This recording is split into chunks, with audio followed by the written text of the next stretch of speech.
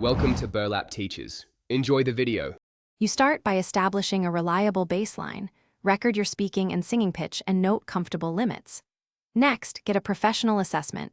A speech-language pathologist or experienced voice coach will check technique and rule out pathology. Once done, begin daily vocal warm-ups, 10 to 15 minutes of lip trills, gentle hums, and pitch sirens to safely stretch your folds. Make sure to hydrate and rest.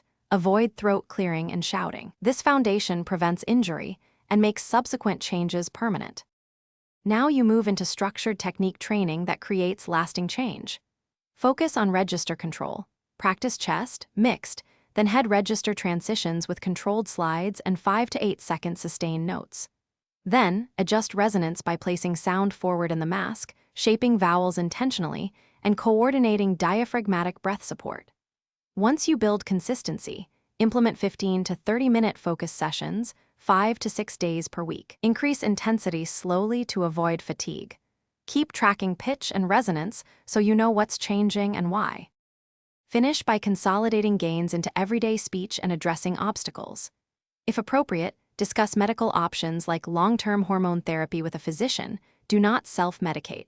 Then, solidify new patterns by practicing in real settings, phone, meetings, and casual talk, using recordings and feedback to reinforce habit. Once confident, taper formal practice but maintain maintenance sessions. If persistent hoarseness, pain, or vocal fatigue occurs, pause training and seek your speech-language pathologist or ENT within 48 to 72 hours to prevent. Thanks for watching. Consider subscribing if this video helped you.